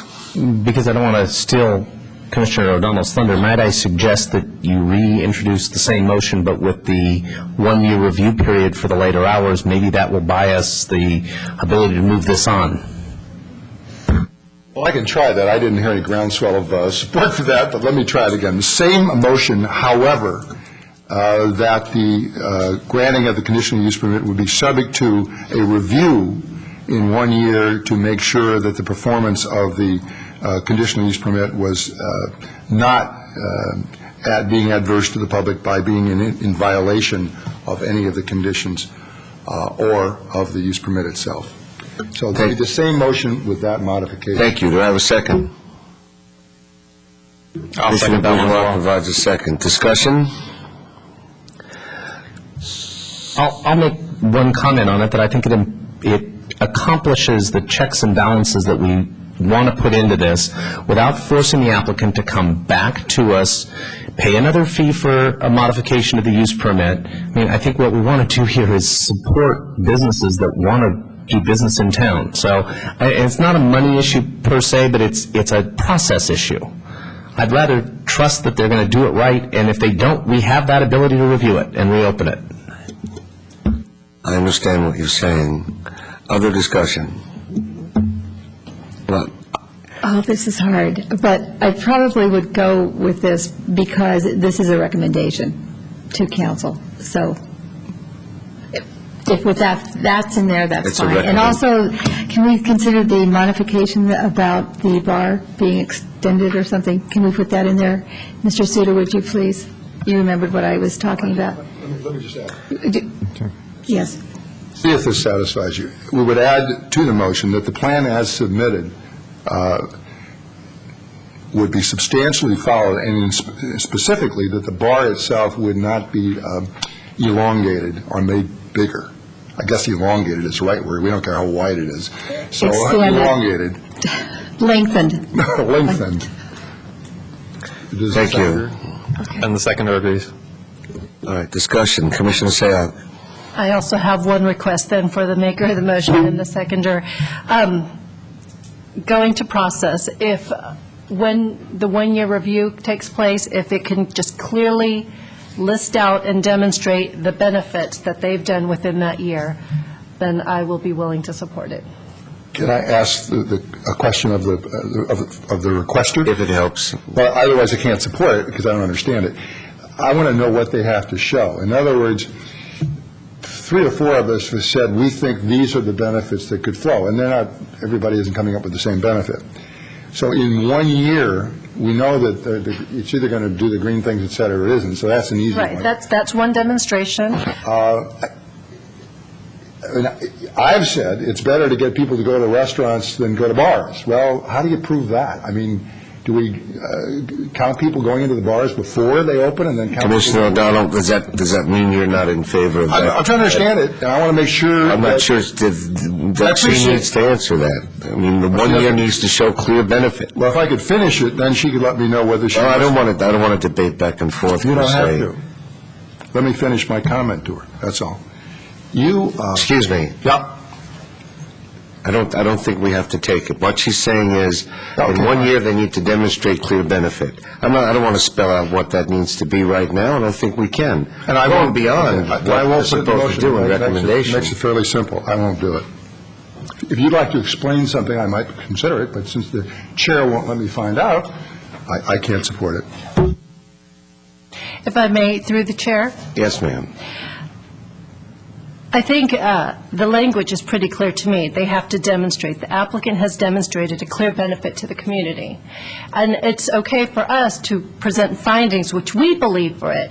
But for me, it states here that the applicant has to demonstrate. I think LEED certification is pretty clear. Either you've demonstrated that you're moving that direction or you're not. In terms of proximity to residential zone, that could also be a clear demonstration. Are you getting complaints from the police, from neighboring residents?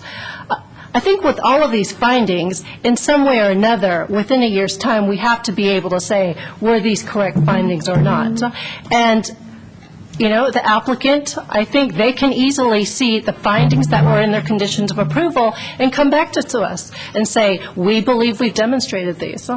And so I think that's the responsibility that this alcohol policy has put on the applicant, and I'd like to follow through on that and have them take that responsibility. And I don't see that there's any further harm in asking them to do so. Is that acceptable to the maker of the motion? It is. And the seconder? Yes. Other discussion? Let me call the question. Do we understand the motion? Yes? I'll call the question. All those in favor say aye. Aye. All those opposed, nay. Motion carries 4-1. Do we have appeal rights? Did somebody not vote? Motion carries 5-1. I saw 4 of you. Motion carries 5-1. Appeal rights? There are no appeal rights. This is a recommendation. The commission's decision is a recommendation to the town council. A hearing will be scheduled before the town council on the application. Notice will be provided. Good, thank you. We move on now.